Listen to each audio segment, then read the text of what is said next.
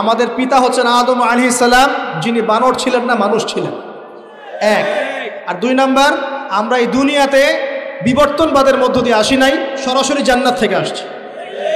আল্লাহ পাক আদম আলাইহিস সালামকে জান্নাত থেকে দুনিয়াতে পাঠিয়েছে, জান্নাত থেকে সরাসরি দুনিয়াতে পাঠিয়েছে।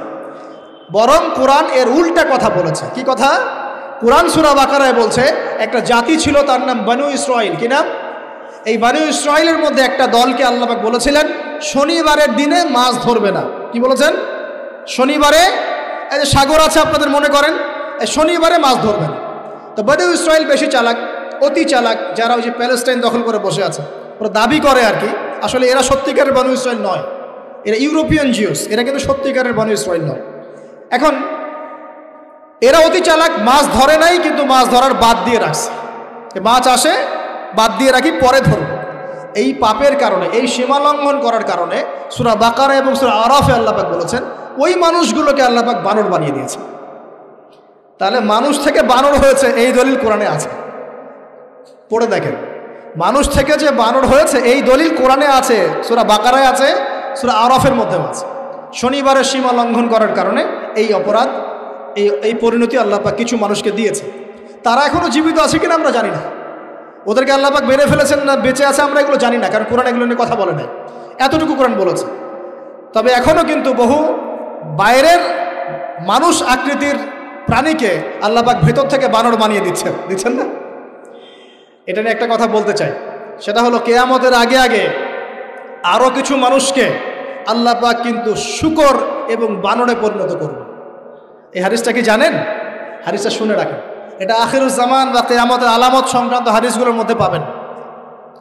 আল্লাহর রাসূল সাল্লাল্লাহু আলাইহি ওয়াসাল্লাম বলেছেন কিয়ামতের আগে আগে আমার উম্মতের মধ্যে, ভালো করে শোনেন, কিয়ামতের আগে আগে আমার উম্মতের মধ্যে একদল মানুষ বের হবে যারা মদ পানকে হালাল মনে করবে। কাকে?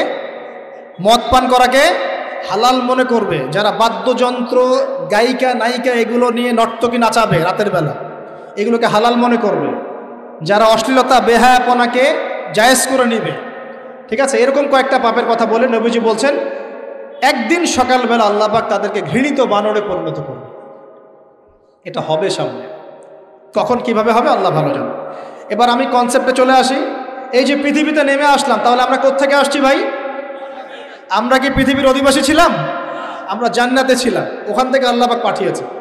এবার পৃথিবীতে এসে আদম আলাইহিস সালামের যুগে খুব একটা দুর্ঘটনা ঘটে নাই, একটা ঘটেছে। কয়টা? একটা। ভাই হাবিলের কুরবানি কবুল হয়, কাবিলের অন্তর্দাহ হয়, জ্বালা হয়। কেন হাবিলেরটা কবুল হবে, কাবিলের কেন হচ্ছে না? এই হিংসার বশবর্তী হয়ে কাবিল হাবিলকে হত্যা করে ফেলে। হত্যা করে লাশটা দাফন করার পদ্ধতিও তার জানা ছিল না। আল্লাহ কাককে পাঠালেন, কাককে দেখে সে শিখল। প্রথম দুর্ঘটনা হচ্ছে হাবিল কাবিলের দুর্ঘটনা। বলে রাখি, আজকেও নিজের ভাইয়ের বেশে বহু কাবিল মুসলিম সমাজের মধ্যে ঘুরে বেড়ায়। নিজের ভাইয়ের লেবাসে, পোশাকে, সুরতেই বহু কাবিল এখনও কিন্তু মুসলিম সমাজে ঘুরে বেড়ায়। তো আমরা কাবিলদেরকে কাবিলের পরিণতি সম্পর্কে সচেতন করতে চাই। হাবিল বলেছিল তুমি যদি আমাকে মারতে আসো আমি তোমাকে মারার জন্য হাত বাড়াবো না।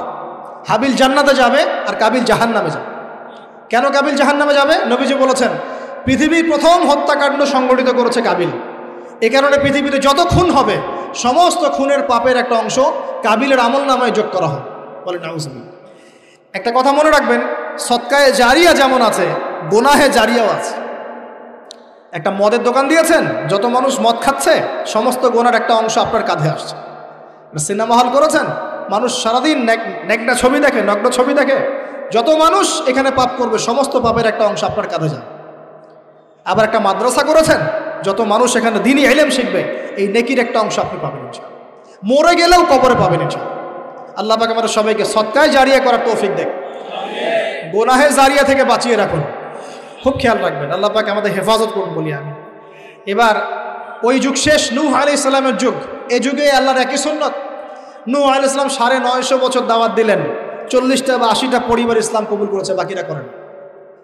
যারা করে নাই আল্লাহ পাক তাদেরকে ডুবিয়ে মারলেন, যারা করেছে আল্লাহ পাক উদ্ধার করলেন। সোজা কথা।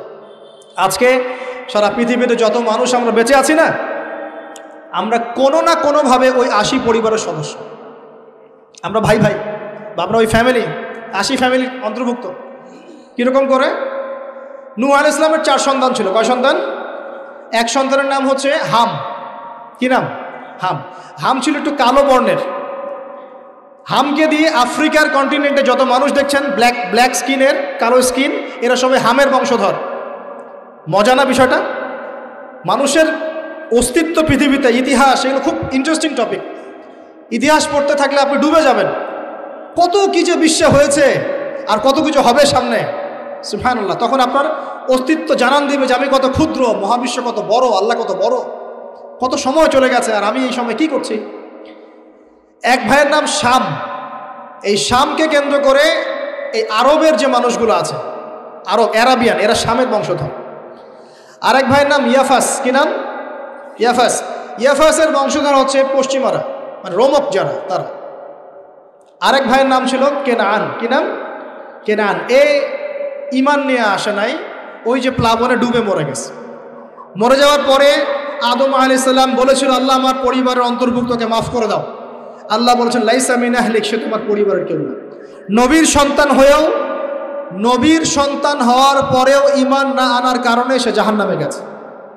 আর আমরা আর কি এমন মানুষ, অমুক আলেমের সন্তান, অমুক বক্তার সন্তান, হ্যাঁ, অমুক পীরের নবাবজাদা, অমুক তমুক, এইসব বড়াই করে লাভ নেই। আমল, আকীদা, ঈমান যদি ঠিক না থাকে, আমাদের বংশ পরিচয় আমাদেরকে বাঁচাতে পারবে, আমাদের দেশ, জাতীয়তাবাদ, বর্ণ বাঁচাতে পারবে। যার যার কবরে তাকে তাকে যেতে হবে। নিজের আমল নিয়ে ফিকির করেন, নিজের কবর নিয়ে ফিকির করেন, অন্যের দিকে চোখ দেওয়া বন্ধ করেন, আগে নিজের কবর ফিকির করেন। আল্লাহ পাক সবাইকে তৌফিক এনায়েত করুন। বলি, যারা বুদ্ধিমান তারা নিজেকে নিয়ে ব্যস্ত থাকে, যারা অহংকারী, উদ্ধত, এরা মানুষের পিছনে পড়ে থাকে। আল্লাহ পাক আমরা সবাইকে নিজের চেহারা আয়নায় দেখার তৌফিক দান। হ্যাঁ প্রিয় ভাইরা, নূহ আলাইহিস সালামের যুগ চলে গেল, 950 বছর দাওয়াত দেওয়ার পরে এই পরিণতি হয়েছে। এরপরে আসছে ইব্রাহিম আলাইহিস সালামের সময়। আল্লাহ পাক তাকে উদ্ধার করেছেন, অগ্নি পরীক্ষা থেকে বাঁচিয়েছেন, নমরুদকে আল্লাহ পাক ধ্বংস করেছেন। আল্লাহ পাক এরপরে এনেছেন আদ জাতি। আদ জাতির হুদ আলাইহিস সালাম এবং তার অনুসারীদেরকে আল্লাহ পাক বাঁচিয়েছেন, বাকিদেরকে ধ্বংস করে দিয়েছেন ঝড় দিয়ে, বায়ু প্রবাহ দিয়ে। সামুদ জাতি এসেছে, সামুদ জাতিকে আল্লাহ পাক ধ্বংস করেছেন বজ্রপাত দিয়ে, বিদ্যুৎ দিয়ে। আর সালেহ আলাইহিস সালাম এবং তার অনুসারীদেরকে বাঁচিয়ে দিয়েছে। ফেরাউনের যুগ এসেছে, আল্লাহ পাক মূসা আলাইহিস সালাম এবং বনু ইসরাইলকে বাঁচিয়েছেন, ফেরাউনকে ডুবিয়ে মেরেছেন লোহিত সাগর। ঈসা আলাইহিস সালামের যুগ আসছে, একই সুন্নাত। ঈসা আলাইহিস সালামকে আল্লাহ পাক শুধু রক্ষাই করেন নাই, নিজের কাছে উঠিয়ে নিয়েছেন। সুবহানাল্লাহ। তিনি আবারও আসবেন পৃথিবীতে ইনশাআল্লাহ। যতদিন না তিনি আসছেন এবং এই পৃথিবীতে 40 বছর রাজত্ব না করছেন, কিয়ামত হবে না ইনশাআল্লাহ। যতদিন পর্যন্ত ঈসা আলাইহিস সালাম আবার ব্যাক না করছেন এবং এই জেরুজালেম থেকে সারা বিশ্বে খিলাফা কায়েম না করছেন, 40 বছর শাসন না চালাচ্ছেন, কিয়ামতও হবে না ইনশাআল্লাহ। এটা সামনে অপেক্ষা করছে। এবং নবী সাল্লাল্লাহু আলাইহি ওয়াসাল্লামের যুগে আবু জাহেল, আবু লাহাব বা সাহেবাদেরকে আল্লাহ পাক ধ্বংস করেছেন, আল্লাহর নবী এবং সাহাবীদেরকে আল্লাহ পাক সম্মানিত করেছেন। আপনি কি পুরো হিস্ট্রির মধ্যে একটা সুন্নত দেখতে পাচ্ছেন, কমন সুন্নত? কি সুন্নত? প্রত্যেক যুগে যুগে যারাই আল্লাহর ওই যে বিধান মেনে চলেছে, সমকালীন নবী রাসূলদের আনুগত্য করেছে, আল্লাহ পাকের আনুগত্য করেছে, আল্লাহ পাক তাদেরকে উদ্ধার করেছেন দুনিয়াতেও পরকালে। প্রত্যেক যুগে যুগে যারাই আল্লাহকে মানে নাই, রাসূলকে মানে নাই, আল্লাহর আসমানি কিতাবকে মানে নাই, বিরুদ্ধাচরণ করেছে, কুফরি করেছে, শিরক করেছে, আল্লাহ পাক সবাইকে ধ্বংস করে দিয়েছেন, কারো কোনো পরোয়া করে। এই সিলসিলা আজও অব্যাহত আছে, আগামীতেও থাকবে ইনশাআল্লাহ। এখন আমরা যারা এখন বেঁচে আছি, আমরা নবী সাল্লাল্লাহু আলাইহি ওয়াসাল্লামের ইন্তেকালের প্রায় 1450 বছর পরের মানুষ। আল্লাহর নবী এসেছেন এমন সমাজে, যে সমাজে শিরকের পাপ চলছে, সুদের পাপ চলছে, দুর্নীতি চলছে, আপনার কন্যা সন্তানকে জীবিত হত্যা করা হচ্ছে, আপনার মাদকদ্রব্যের সয়লাভ চলছে, মেয়েদের অধিকার দেওয়া হচ্ছে না, হ্যাঁ, গোত্রীয় হানাহানি চলছে। ওই সমাজটাকে তিনি 23 বছরের মধ্যে পাল্টে ফেললেন। কত বছর? 23 বছর। কিভাবে পাল্টালেন? উত্তর, তিনি প্রথমে জ্ঞানের চর্চা করেছেন। কিসের চর্চা? জ্ঞানের। আল্লাহ পাক প্রথম ওহী নাযিল করেছেন, ইকরা বিসমি রাব্বিকাল্লাযী খালাক, পড়ুন আপনার রবের নামে যিনি আপনাকে সৃষ্টি করেছেন। নবী সাল্লাল্লাহু আলাইহি ওয়াসাল্লাম, সাহাবীগণ কোরআনের 6টা হক আদায় করেছেন। কয়টা হক? 6টা। তারা কোরআন পড়া শিখেছেন। আমরা সবাই কোরআন পড়া শিখবো তো ইনশাআল্লাহ? তারা কোরআনের অর্থ শিখেছেন। আমরা কোরআনের অর্থ শিখবো তো ইনশাআল্লাহ? তারা কোরআনের আদেশগুলো মেনেছেন। আমরা কোরআনের সব আদেশ মানব তো ইনশাআল্লাহ? তারা কোরআনের সমস্ত নিষেধগুলো বর্জন করেছেন। আমরা নিষেধ বর্জন করবো তো ইনশাআল্লাহ? তারা কোরআনের দাওয়াত মানুষের কাছে পৌঁছে দিয়েছেন। আমরা কোরআনের দাওয়াত দিব তো ইনশাআল্লাহ। এবং 6 নাম্বার, তারা কোরআনের বিধানগুলোকে বাস্তবায়ন করেছেন। আমরাও বাস্তবায়নের চেষ্টা করবো তো ইনশাআল্লাহ। এই 6টা হক আদায়ের ফলে 23 বছরের ব্যবধানে জাহেলি মক্কা একদম সোনালী মক্কায় পরিণত হয়েছে। 23 বছর পরের মক্কায় আপনি কোনো সুদ পাবেন, কোনো শিরক পাবেন, কোনো মূর্তি পূজা পাবেন, কোনো মেয়ের অপমাননা পাবেন, কোনো জেনা, কোনো ব্যভিচার, কোনো ধর্ষণ, কিচ্ছু পাবেন? 23 বছর পরের মক্কায় কোনো পাপ পাবেন না। কিভাবে সমাজ পরিবর্তন হলো? এই কোরআনের হক আদায়ের মধ্য দিয়ে হয়েছে, নবীর সুন্নাত প্রতিষ্ঠার মধ্য দিয়ে হয়েছে। এরপর কি থেমে গিয়েছিল? উত্তর না। এরপর আবু বকর সিদ্দিকের যুগ এসেছে, প্রায় 2 থেকে আড়াই বছর তিনি শাসন কার্য চালিয়েছেন। ওই যুগে কি মানুষ আবার খারাপ হয়ে গিয়েছিল? উত্তর না, বরং ইসলাম আরও বেগবান হয়েছে আলহামদুলিল্লাহ। এরপর এসেছে উমর রাদিয়াল্লাহু আনহুর যুগ। কত বছর? প্রায় 10 বছর। কত বছর? 10 বছর। এই 10 বছরে কি মুসলিমরা আবার খারাপ হয়ে গিয়েছিল? উমর রাদিয়াল্লাহু আনহুর কোর্টের মধ্যে কি প্রতিদিন কেস আসতো? সারা বছরে একটা কেসও আসতো না। মানুষ এত ভালো ছিল, সারা বছরে একটা কেসও আসতো না। বরং যারা রাষ্ট্রীয় পর্যায়ে দায়িত্বশীল ছিল তারা এসে বলতো যে আমাদের ভাতাগুলো বন্ধ করে দেন, বসে বসে বেতন নিব কেন, কোনো তো কেসই আসে না, বসে থাকবো কেন? এরকম সমাজ ছিল। একজন ব্যক্তি খুঁজে পাওয়া যেত না যে নামাজ পড়ে না, একজন মুসলিম পাওয়া যেত না যে জাকাত দেয় না সামর্থ্য থাকলে, এমন মুসলিম খুঁজে পাওয়া যেত না যে কোরআন পড়তে জানে না, হাদিসের চর্চা করে না, যে দাওয়াতি কাজ করে না, যে আল্লাহর পথে দাওয়াত এবং জিহাদে আত্মনিয়োগ করে না, এমন মুসলিমই খুঁজে পাওয়া যেত। এরপরে আসলো উসমান রাদিয়াল্লাহু আনহুর যুগ। ওই যুগে ফিতনা শেষের দিকে সৃষ্টি হওয়া শুরু হল। কোন বিষয়কে কেন্দ্র করে? কোরআন সংকলনকে কেন্দ্র করে ফিতনা সৃষ্টি হল। আতাতায়ীদের, বিদ্রোহীদের হাতে উসমান রাদিয়াল্লাহু আনহুকে নির্মমভাবে শাহাদাত বরণ করতে হয়েছে। তিনি প্রায় 12 বছর শাসন কার্য চালিয়েছেন। ইসলাম আরও এগিয়ে গেছে। এরপর এসেছে আলী রাদিয়াল্লাহু আনহুর যুগ।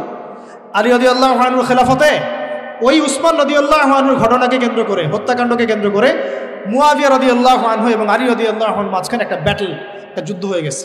এর নাম হলো সিফফিনের যুদ্ধ। কিসের যুদ্ধ? সিফফিন। যাই হোক, এক পর্যায়ে আলী রাদিয়াল্লাহু আনহুকে এরকম বিদ্রোহীদের হাতে, খারেজিদের হাতে শহীদ হতে হয়। বলেন ইন্না লিল্লাহি ওয়া ইন্না ইলাইহি রাজিউন। তারপরে হাসান রাদিয়াল্লাহু আনহু অল্প কয়েকদিন শাসন কার্য চালান। তারপর উম্মার ঐক্যের খাতিরে তিনি তার শাসন কার্যের ভারটাকে মুয়াবিয়া রাদিয়াল্লাহু আনহুর হাতে সোপর্দ করে দেন, যা ছেড়ে দিলেন। মুয়াবিয়া রাদিয়াল্লাহু আনহুর সময় থেকে উমাইয়াদের শাসন শুরু হয়। উমাইয়ারা শাসন করেছে প্রায় 132 হিজরি পর্যন্ত। কত হিজরি? 132 হিজরি পর্যন্ত, প্রায় 92 ইয়ার্স, 92 বছর তারা শাসন করেছে। এ সময় ইসলাম আরও এগিয়ে গেছে, পিছিয়ে যায় নাই। ফিতনা এসেছে, দমন করা হয়েছে। মুসলিমরা বীর দর্পে বিশ্বের বুকে শাসন কার্য চালিয়েছে। এরপর এসেছে আব্বাসীয়দের খেলাফত। জাব নদীর যুদ্ধে উমাইয়াদের পরাজয়ের পরে আব্বাসীয়রা ক্ষমতায় আসে। তারাও ইসলামকে এগিয়ে নেওয়ার চেষ্টা করছিল, ইসলাম এগিয়ে যাচ্ছিল, জ্ঞান বিজ্ঞানের প্রসার হচ্ছিল। আলহামদুলিল্লাহ, ইসলাম পিছিয়ে যায় নাই, মুসলিমরা পিছিয়ে যায় নাই। সারা বিশ্বে দাপটের সাথে আমরা চলেছি। তারপর আস্তে আস্তে ওই আব্বাসীয়দের পতন শুরু হলো। কাদের হাতে? এই তাতারিদের হাতে, মঙ্গোলিয়ানদের হাতে। মাত্র 40 দিনের ব্যবধানে পুরো বাগদাদের মধ্যে প্রায় 20 থেকে 25 লক্ষ মানুষকে হত্যা করা হয়েছে। বাইতুল হিকমা ধ্বংস করে দেওয়া হয়েছে, লাইব্রেরি ধ্বংস করে দেওয়া হয়েছে, বইপত্রকে নদীতে ফেলে দেওয়া হয়েছে। তারা ছিল উগ্র জাতি। মঙ্গোলিয়ানদের নাম শোনে নাই? হালাকু খান নাম শুনেছেন? চেঙ্গিস খান, হালাকু খান নাম শোনে নাই? ওদের হাতে মুসলিমদের ব্যাপক দমন পীড়ন সহ্য করতে হচ্ছে। এভাবে যুগে যুগে তারপর ক্রুসেডাররা আসছে। ক্রুসেড 1টা 2টা 3টা ক্রুসেড হচ্ছে। আস্তে আস্তে উসমানীয়দের রাইজিং হয়েছে, ফাতেমি খেলাফত এসেছে, মামলুকদের শাসন এসেছে, এদিকে মোগলরা শাসন করেছে, কর্ডোভার দিকে আব্দুর রহমান তারা শাসন করেছে। মানে এক কথায় সারা বিশ্বে মুসলিম শাসন ছিল। অটোমান এম্পায়ার 1923 এই সময়ের দিকে, 1914 থেকে 1923 এই সময় পর্যন্ত অটোমান এম্পায়াররাই বিশ্বে ছিল। তারপর প্রথম বিশ্বযুদ্ধে যখন তারা রাশিয়ার পক্ষ নেয়, এরপরে ব্রিটেন যখন জয়লাভ করে, এই সময় থেকে মুসলিমদের ডমিনেটেড হওয়ার সময়টা শুরু হয়েছে। তারপরে মুসলিমরা আস্তে আস্তে রাষ্ট্র ভাগ করে ফেলেছে। প্রত্যেক রাষ্ট্র টুকরা টুকরা হয়ে গেছে, ইউনিটি নষ্ট হয়ে গেছে, রাষ্ট্রের ভিতরে বিভিন্ন ফাসাদ তৈরি করে দেওয়া হয়েছে, মুসলিমদের ঐক্য ভেঙে গেছে, ইকোনমি দুর্বল হচ্ছে। সব মিলিয়ে আজকে মুসলিমদের আজকে এই অবস্থা হচ্ছে। আমাদের এখন যুবকরা চিনে না আল্লাহকে, নামাজ পড়তে মানুষ খুঁজে পাওয়া যাচ্ছে না, জাকাত দেওয়ার মানুষ পাওয়া যায় না। রমজান মাসে পার্ট টাইম রোজা রাখে, পার্ট টাইম তারাবি পড়ে, পার্ট টাইম জুমায় আসে, পার্ট টাইম ঈদে নামাজ পড়ে। প্রজন্ম আস্তে আস্তে এই জায়গায় চলে আসছে। আল্লাহকে চিনে না, রাসূলকে চিনে না, ইসলামের হিস্ট্রি জানে না, আমাদের শেকড় জানে না। এমনি এমনি হয়নি, লাস্ট 100 বছরে এই জায়গায় আমরা আসছি। লাস্ট 100 বছর হিস্ট্রি ভালো করে পড়ে দেখবেন, বলার সময় নাই এখানে। লাস্ট 100 বছর হিস্ট্রি পড়ে দেখবেন যে জায়গায় আমরা ছিলাম সেখান থেকে একদম তলানিতে নেমে চলে আসছি। এখন প্রশ্ন হচ্ছে, এই অবস্থায় কি চিরস্থায়ী থাকবো নাকি এখান থেকে আমরা সামনে যাব? সামনে যে এমনি এমনি যাওয়া হবে না এটা নিশ্চিত। সামনে যাওয়ার জন্য কিছু কাজ এবং ক্রাইটেরিয়া মেনটেন করতে হবে। আমরা জানি এরপরে আসবে ইমামুল মাহদির শাসন, তারপরে আসবে নবী ঈসা আলাইহিস সালামের শাসন, তারপরে দাজ্জালকে মেরে ফেলা হবে। আর দাজ্জালকে মেরে ফেলার আগে দাজ্জাল তার অনুসারীদেরকে নিয়ে বিশ্ব শাসন করবে 40 বছর। 40 বছর না, 40 দিন। 40 দিন। প্রথম দিন হবে 1 বছরের সমান, দ্বিতীয় দিন হচ্ছে 1 মাস, তৃতীয় দিন 1 সপ্তাহের সমান। তারপরে দিনগুলো আমাদের দিনের মতোই। এরপরে ঈসা আলাইহিস সালামের আগমনের মধ্য দিয়ে তার ধ্বংস হবে। এরপর ইয়াজুজ আর মাজুজ বের হবে।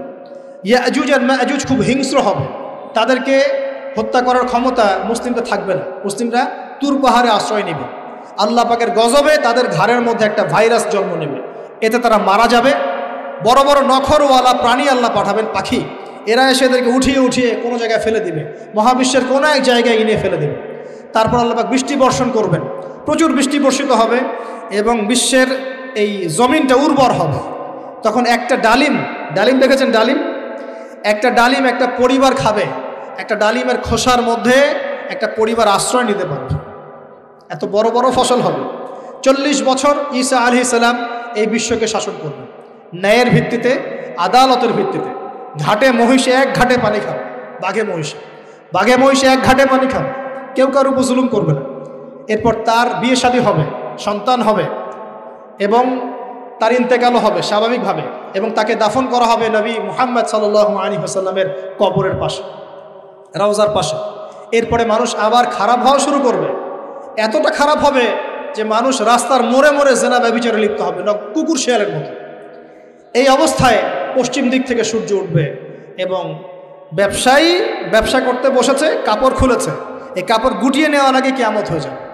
একজন ব্যক্তি পানির বোতল খুলেছে, পানি মুখে দেওয়ার আগেই কিয়ামত হয়ে যাবে। একজন ব্যক্তি বাসা থেকে বের হয়েছে, বাসায় ফেরত যাওয়ার আগে কিয়ামত হয়ে যাবে। উটকে পানি পান করানোর আগে কিয়ামত হয়ে যাবে। ওই সময় তওবার দরজা বন্ধ হয়ে যাবে। এই ইসরাফিল আলাইহিস সালাম সিংহায় ফুঁক দিয়ে দিবেন, মহাবিশ্ব ধ্বংস হয়ে যাবে। আল্লাহ পাক দ্বিতীয় ফুৎকারের মধ্য দিয়ে আবার সবাইকে উঠাবেন এবং এই দুনিয়ার জীবনে আমরা যে কাজগুলো করেছি এর হিসাব আমাদেরকে দিতে হবে। সেদিন যদি আমরা আল্লাহর কাছে প্রত্যেকটা কাজের হিসাব দিতে পারি, কোরআন সুন্নাহর উপর থাকতে পারি, আল্লাহর বিধিবিধান মেনে চলতে পারি, এই কারাগারের জীবনে আল্লাহর বিধান মেনে চলতে পারি, ইনশাআল্লাহ যেই জান্নাত থেকে আসছি আবার সেখানে ফিরে যাবো। আর যদি ওই দিন আমরা হিসাব দিতে ব্যর্থ হই, আল্লাহ না করুক, তাহলে ওই ইবলিসের সাথে, তার অনুসারীদের সাথে আমাদের সবাইকে জাহান্নামে থাকতে হবে বলে না। এভাবে হিস্ট্রি শুরু হয়েছে, হিস্ট্রি শেষ হবে। এই দুনিয়া চিরস্থায়ী হবে না, আর আমাদের অবস্থা এমন থাকবে না। এখন শেষ কথা হচ্ছে, এই অবস্থা থেকে উত্তরণের জন্য আমাদের কি করণীয় আছে? উত্তর, আমাদের প্রথম দরকার জ্ঞান চর্চা। কি দরকার ভাই? জ্ঞান চর্চা। প্রচুর জ্ঞান চর্চা প্রয়োজন, জ্ঞান নাই কিছুই করতে পারবে না। দ্বিতীয় কাজ হলো আমাদের সবার দরকার জানা অনুযায়ী আমল করা। জানা অনুযায়ী আমল করা, যে যত বেশি জানি আমল করার চেষ্টা করি, আল্লাহ পাক তৌফিক দান করুন। এরপর দরকার আদর্শ পরিবার গড়ে তোলা। পারিবারিক আদর্শ সুন্দর হলে পরে সমাজটা সুন্দর হবে ইনশাআল্লাহ। আল্লাহ পাক আমাদের সবাইকে আদর্শ পরিবার গড়ার তৌফিক দান। দিনদার মেয়েকে বিয়ে করবেন, দিনদার ছেলেকে বিয়ে করবেন, অল্পে তুষ্ট থাকবেন, পরিবারের বিষয়ে সবর করবেন এবং সন্ততিদেরকে মানুষ করে যাওয়ার চেষ্টা করবেন। এরপর দরকার আমাদের হালাল রিজিক। সবাই যদি হালাল রিজিকে সন্তুষ্ট থাকি, সমাজের মধ্য থেকে অন্যায় এমনি অটোমেটিক কমে যাবে ইনশাআল্লাহ। প্রত্যেকটা কাজ করার আগে চিন্তা করব কিভাবে করলে হালাল হবে, কিভাবে করলে হারাম হবে। এরপর দরকার নবী সাল্লাল্লাহু আলাইহি ওয়াসাল্লামের সুন্নাহ মাফিক জীবন গড়া। 24 ঘন্টার দিন রাতে যে কাজগুলো আছে, এই কাজগুলোকে নবীর সুন্নত অনুযায়ী করার চেষ্টা করব, আল্লাহ পাক তৌফিক দান করুন বলি আমি।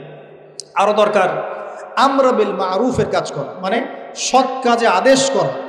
আমাদের সবাইকেই দাওয়াতি কাজ করতে হবে। একজন দুজন করবে, বাকিরা করবে না এমন নয়, সবাইকেই পার্ট টাইম হলেও দাওয়াতি কাজ করতে হবে। নামাজ আপনি পড়ছেন, নামাজের দাওয়াত দেন। আপনি জাকাত দিচ্ছেন, জাকাতের দাওয়াত দেন। আপনি রমজান মাসে রোজা রাখছেন, অন্য ভাইকেও রোজা রাখতে উৎসাহিত করেন। আপনি সুদ খাচ্ছেন না, অন্য ভাইকেও নিষেধ করেন, ভাই আপনিও খায়েন। আমি যা করি সেটা আপনি অবশ্যই প্রচার করবেন, আপনি যা করেন সেটা আপনি প্রচার করবেন, যা করেন না সেটা বলতে যাওয়ার দরকার নেই।